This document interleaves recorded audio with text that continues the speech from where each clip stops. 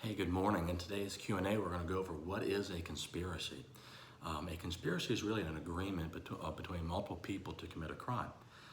So what you need to do is you have to have an agreement about doing something that everyone knows is illegal, and then that makes you liable for what each other does to carry out that agreement. And so it's really just a crime of words.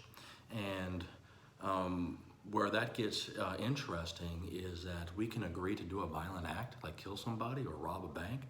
And if all I'm prosecuted for is the conspiracy, then that is not considered a crime of violence in Louisiana, because the act of talking and making up an idea and an agreement is not a violent act, because it's not a crime against a person or property, even though the underlying crime is.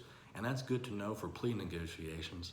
If you can negotiate someone as a conspiracy to a robbery or a murder, they're looking at a 25% parole time.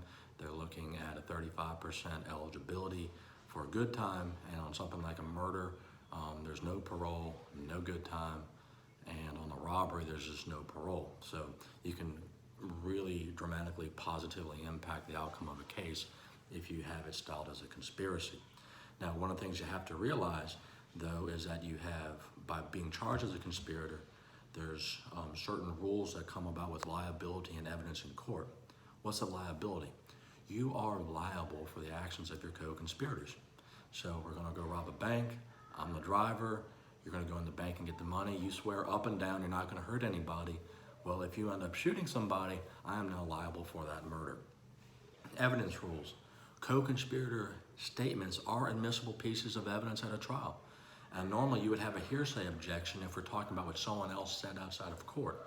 But if what they said outside of court is involving our conspiracy and that's a co-conspirator, then that is admissible against me at trial, okay? Now, what is not a co-conspirator statement? Just because it comes out of the mouth of a co-conspirator does not mean it's a conspiracy statement. So if it happens during a police interrogation, that's not during the course and scope of the conspiracy. That is still hearsay. So there's conspiracy in a nutshell. If you have any other questions, just email me at the link below and I'll do my best to answer it for you.